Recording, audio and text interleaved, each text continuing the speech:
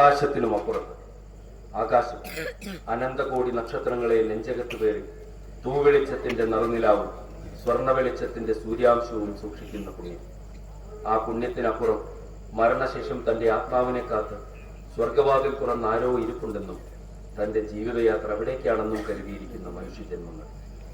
ഇത് ജീവിതത്തിന്റെ ആരും കയറാത്ത കാട്ടിനുള്ളിൽ ദുരനുഭവങ്ങളുടെ ഭാണ്ഡവും കയറി സ്വർഗം കാത്തിരിക്കുന്നവരുടെ അനുഭവഗാഥയാണ്. ഒപ്പം അവരെ നരകത്തിന്റെ കാണാക്കയത്തിലേക്ക് തുഴയില്ലാതെ അയച്ച രക്തബന്ധങ്ങളുടെ പുനർവായനയാണ്. അനുഗ്രഹിച്ച ആകാശത്തിനുമപ്പുറത്ത്. സംഗീത സംവിധാനം മഞ്ജുള രഞ്ജിത്ത്. ചമയം സണ്ണി അങ്കമാലി. ലൈറ്റ് വിശ്വഭാരതി ഗുരുവായൂർ. ശബ്ദസഹായം AT സൗണ്ട്. അവതരണം നവോദയം കലാസമിതി. നന്ദി വേണുഗോപാൽ ദയാ ചാരിറ്റബിൾ സൊസൈറ്റി. പത്മകുമാർ സംവിധായകൻ. സിബി മലയിൽ സംവിധായകൻ. ബ്രഹ്മനായകം മഹാദേവൻ. അഖിലേഷ്. രൂപ സുജേഷ്.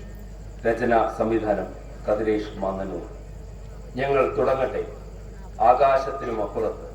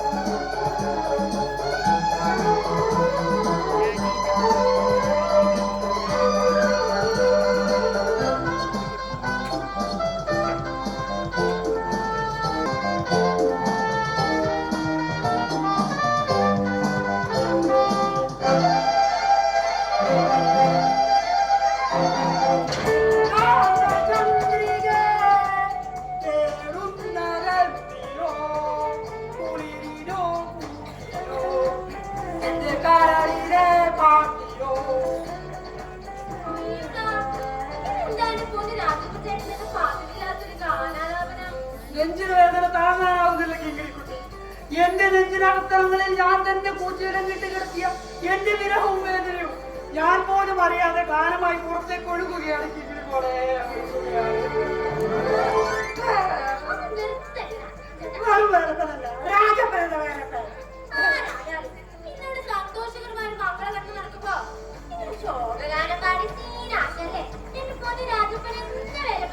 സന്തോഷം ആർക്ക്? നിങ്ങൾക്കൊക്കെ സന്തോഷം കാണും. പക്ഷേ ഒന്നും ഓർക്കണം, നിങ്ങളൊക്കെ സന്തോഷിക്കുമ്പോ എന്റെ നെഞ്ചൊക്കെ വേദന കൊണ്ട് പുളയുകയാണ്. പുളയുകയാണ്.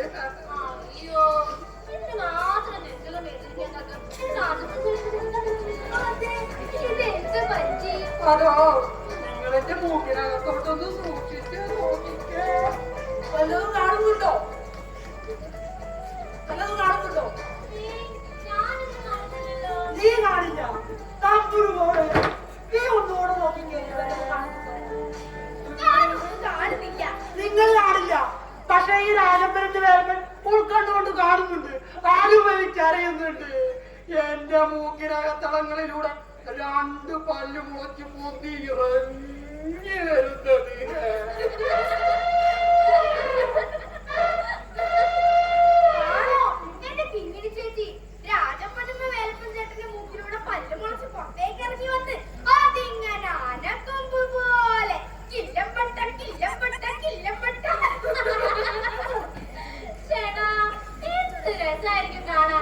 അങ്ങനെ സംഭവിച്ച രാജപ്പൻ എന്ന വേലപ്പനാനയുടെ വലത്തെ കൊമ്പ് ഞാൻ പിടിക്കും, ഇടത്തെ കൊമ്പ് തമ്പുരുവോളം പിടിക്കും. എന്നിട്ട് ഞങ്ങൾ എങ്ങനെ പൂരപ്പറമ്പല്ല കില്ലമ്പട്ട കില്ലമ്പട്ട കില്ലമ്പട്ട.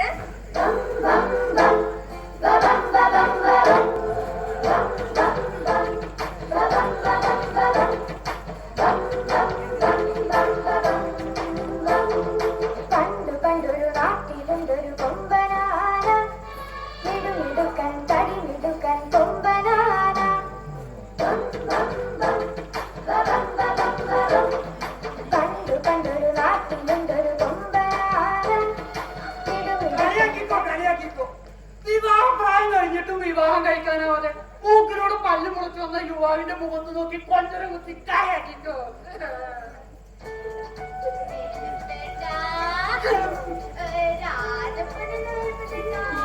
നിങ്ങൾക്കറിയോ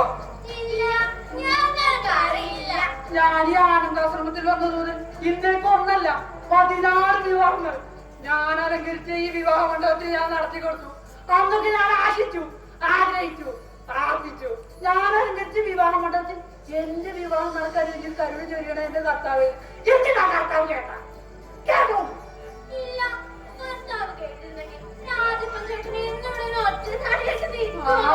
അതുകൊണ്ട് തന്നെ ഇന്ന് എനിക്കൊരു കാര്യം മനസ്സിലായി. വെറുതെ അല്ല കർത്താവിന്റെ നാട്ടുകാർ കുറിച്ച് തച്ചത്. ഭക്തരുടെ ആശങ്ക കേൾക്കാൻ പറ്റാത്ത ഇങ്ങനെയൊക്കെ എന്തൊരു കർത്താവ്. വേദന ഞങ്ങൾ മനസ്സിലാക്കുന്നുണ്ട്. പക്ഷെ എന്ത് ചെയ്യാനാ? എല്ലാത്തിനും അതിൻ്റെതായ സമയമില്ലേ? രാവേട്ടന്റെ ബാക്കിപ്പടം രാവേട്ടന്റെ മനസ്സ് മനസ്സിലാക്കി ഒരു ദിവസം വരും. ഏറ്റവും പ്രിയപ്പെട്ട ആ പാട്ടുപാടി ഏത് പാട്ട്? എന്നെ നോക്കൂ പെണ്ണെ, എന്നെ നോക്കൂ പെണ്ണെ, ഞാൻ സുന്ദരനല്ലേ, ഞാൻ സുന്ദരനല്ലേ. എന്നെ നോക്കൂ പെണ്ണെ, എന്നെ നോക്കൂ പെണ്ണെ, ഞാൻ സുന്ദരനല്ലേ, ഞാൻ സുന്ദരനല്ലേ. എന്നെ നാട്ടിലറിയാം, എന്നെ വീട്ടിലറിയാം, പക്ഷേ സ്വന്തക്കാർക്ക് എന്നെ അറിയില്ല. സ്വന്തക്കാർക്ക് എന്നെ അറിയില്ല. എന്നെ നോക്കൂ പെണ്ണെ, എന്നെ നോക്കൂ പെണ്ണെ, ഞാൻ സുന്ദരനല്ലേ, ഞാൻ സുന്ദരനല്ലേ. എന്നെ നാട്ടിലറിയാം, എന്നെ വീട്ടിലറിയാം, പക്ഷേ സ്വന്തക്കാർക്ക് എന്നെ അറിയില്ല. സ്വന്തക്കാർക്ക് എന്നെ. എന്റെ വിവാഹം എനിക്കൊരു സംഭവമാക്കണം. കൊട്ടും കുരവയും ആട്ടും പാട്ടും ചേർന്നൊരു മാമാങ്കം. ആ മാമാങ്കത്തിലേക്ക് കുതിരപ്പുറത്തേറി വരുന്നൊരു മണവാണ് ഈ രാജപ്പനെന്ന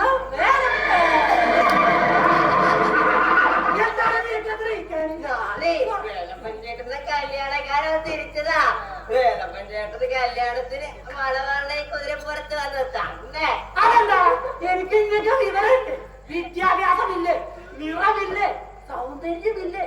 ഞാൻ നിന്റെ എല്ലാം ആനർക്കനല്ല അച്ഛണ്ടി. വേലപ്പല്ലായിട്ട് നാണുത്തൻ അന്ന് ദിവസം അത് കഴുതിയൻ ആനന്ദാശ്രമത്തിൽ കയറി വന്ന് വെള്ളം വെച്ച് ആ നോക്കുന്നുണ്ടെങ്കിൽ അതിന് അതാണ് പറഞ്ഞത്. അപ്പൊ അടുക്കളയുടെ അറ്റത്ത് കയറി വലിച്ച് വേലപ്പെട്ട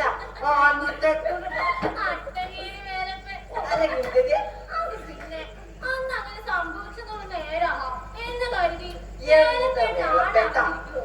കല്യാണൊക്കെ പറഞ്ഞിട്ടുള്ളത് ആളുകൾക്ക് പറഞ്ഞ കാര്യ. വേളപ്പേടിനെ പോലുള്ള പേടികൾക്ക് മോഹൻ ദോഷം തീർക്കാൻ യോഗം. നല്ലൊരു ദിവസമായിട്ട് ആനന്ദാശ്രമത്തിൽ കൊലപാതകം നടക്കേണ്ടതുണ്ടെങ്കിൽ കോട്ടു പോയിക്കോ. ഇല്ലെങ്കിൽ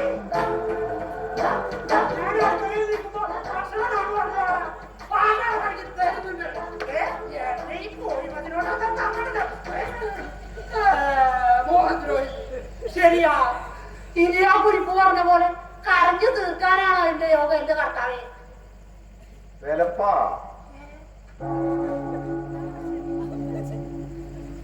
വേലപ്പാ, കർത്താവേ, എന്റെ കർത്താവേ.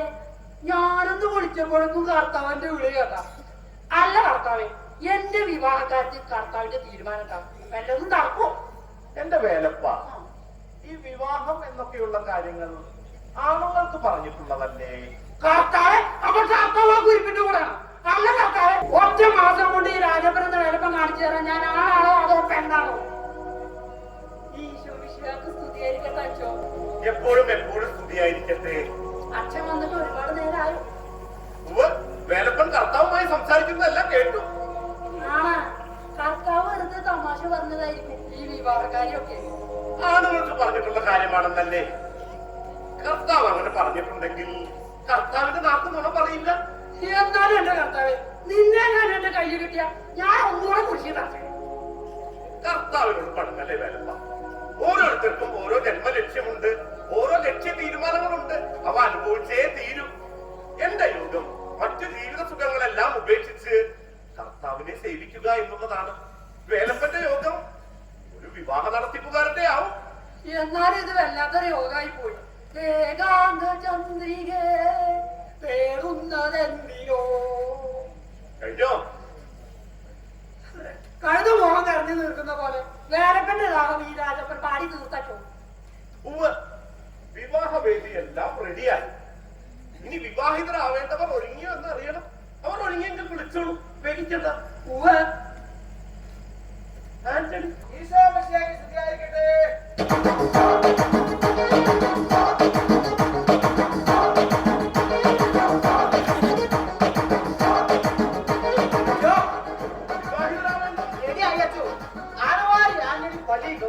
അച്ഛന്റെ കാർമികത്വത്തിൽ ആനന്ദാശ്രമത്തിൽ ഒരു കല്യാണം നടത്തുകയാണെന്ന് പറഞ്ഞപ്പോഴേ ആന്റണി പറഞ്ഞറിയിച്ചു.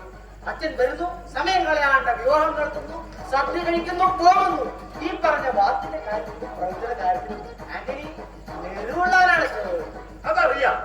ആന്റണിയുടെ സത്യസന്ധതയും കർമ്മവസ്ഥതയും നിഷ്കളങ്കതയും അടക്കവും പണ്ട് ചെറുതായി തുടങ്ങിയ ആനന്ദാശ്രമത്തെ ഇന്നത്തെ ഈ നിലയിൽ എത്തിച്ചത്. അച്ഛൻ ചിരിച്ചത് ഒന്നുമില്ല. ആന്റണിയുടെ നേരും നെറുവും ആത്മാർത്ഥതയും ഓർത്ത് ആന്റണിയുടെ സത്കർമ്മത്തിനും സന്മനത്തിനും എപ്പോഴും കർത്താവിന്റെ അനുഗ്രഹം ഉണ്ടാവട്ടെ. എനിക്ക് എന്താ അറിയില്ലോ, സമൂഹത്തെ സേവിക്കുക, ദൈവാനുഗ്രഹത്തിന് പാത്രമാവുക. അല്ലേടോ രാജ്യത്തിന്റെ വേലപ്പ? പിന്നെ ആന്റണി സാറ് തങ്കല്ലേ, പത്രമാറ്റു തങ്കം ആണല്ലേ? കിട്ടാൻ പോയി കല്യാണത്തിന് പെണ്ണി വിളിക്കൊണ്ട് വാടാ.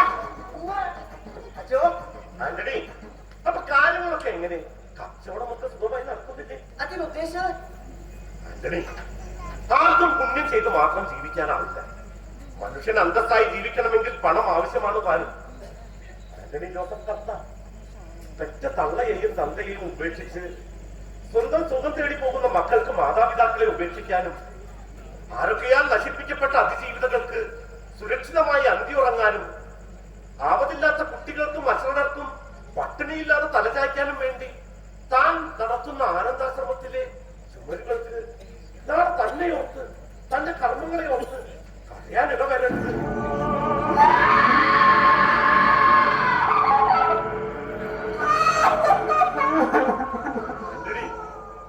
പൊന്നും പോലെ നോക്കണ്ട.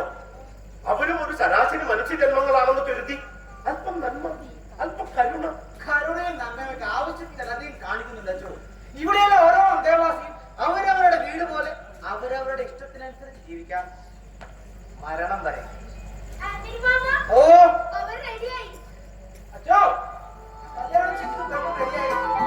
അവരെ വെച്ചാലോ? തീർച്ചയായും ഓളുപോയി ചെറുക്കനെ പെണ്ണിനെ വിളിച്ചുകൊണ്ടുവരും.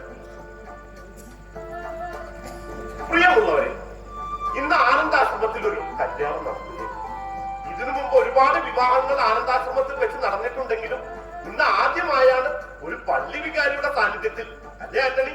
തീർച്ചയായും അതും ഒരു പ്രണയ വിവാഹം. അതെ, ചിറക്കൽ വീട്ടിൽ അച്യുതാനന്ദനും മേലേടത്ത് മേരി എന്ന കൊച്ചു ത്രേസിയും തമ്മിലുള്ള വിവാഹം.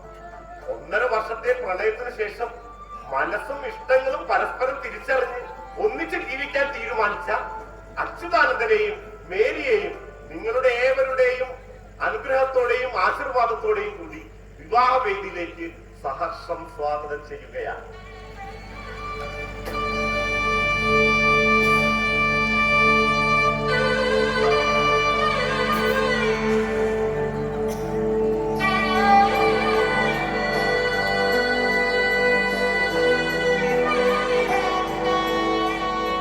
ഞാൻ അച്യുതാനന്ദൻ, ചിറക്കൽ വീട്ടിൽ രാഘവന്റെ മക്കളിൽ മൂന്നാമത്, വയസ്സ് 75. ഞാൻ മേരി എന്ന കൊച്ചു ത്രേസ്യ, മേലെടുത്ത മത്തയുടെ 6 മക്കളിൽ ഇളയവൻ, വയസ്സ് 68. ഇന്ന് ഞങ്ങളുടെ വിവാഹം ആനന്ദാശ്രമത്തിലെ എല്ലാ അന്തേവാസികളുടെയും സമ്മതപ്രകാരമുള്ള വിവാഹം. ജാതിയും മതവും നോക്കാതെ മനുഷ്യനെ മനുഷ്യനായി കണ്ടുകൊണ്ട് ഒരാണും പെണ്ണും ഒന്നാണ്. വിവാഹത്തിന് സാക്ഷിയാകുമെന്ന നിങ്ങളുടെ മനസ്സിൽ ഒരുപാട് ചോദ്യങ്ങൾ. വയസ്സാം കാലത്ത് പ്രണയം, ജാതിയും മതവും നോക്കാതെ വിവാഹം, എല്ലാത്തിനും ഉത്തരവുണ്ട്. പക്ഷെ ഇന്ന് മറ്റൊരിക്കലാണ്, അല്ലെങ്കിൽ നേരിട്ട് കണ്ട് മനസ്സിലാക്കാം. അച്ഛോ, സമയം കളയണ്ട, നമുക്ക് ആ ചടങ്ങ് നടത്തിയാലോ? മിന്നും മാലയും ഒക്കെ എടുത്തോണ്ട് വാടോ വേലപ്പ. എല്ലാം ഇവിടെ തന്നെ ഉണ്ട്.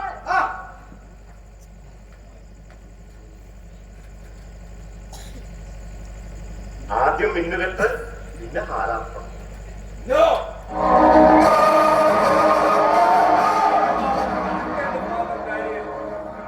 അങ്ങയുടെ സാന്നിധ്യത്തിൽ, അങ്ങയുടെ കാർമ്മികത്വത്തിൽ എന്റെ അച്ഛൻ അച്യുതാനന്ദൻ മാഷും മേരി എന്ന ഈ സ്ത്രീയുടെ വിവാഹം അങ്ങ് നടത്തി കൊടുക്കരുത്. എന്റെ അച്ഛനൊരു പുനർവിവാഹം കഴിക്കുന്നത് മകനായി എനിക്ക് ഇഷ്ടമല്ല. ഞാൻ അതിന് സമ്മതിക്കില്ല. ജാതിയും മതവും വിശ്വാസവും നോക്കാതെ പള്ളിയെയും പട്ടക്കാരെയും ശത്രുക്കളാക്കി പ്രായം കുറഞ്ഞ് എന്റെ മമ്മി മേരി എന്ന കൊച്ചുദേശിയ വിവാഹത്തിന്റെ പേരിൽ നടത്തുന്ന തോന്നിവാസത്തിന് കൂട്ടുനിൽക്കാൻ വെച്ചോ. ഞാനതിന് സമ്മതിക്കില്ല.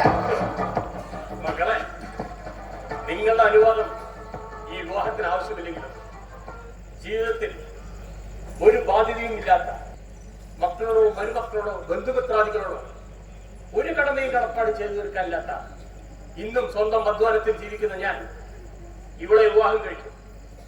ഇനിയുള്ള കാലം ഇവളെന്റെ കൂടെ എന്റെ ഭാര്യയായി കഴിയും. അച്ഛോ, ആ മിന്നിങ് തന്നെ. മക്കളെ,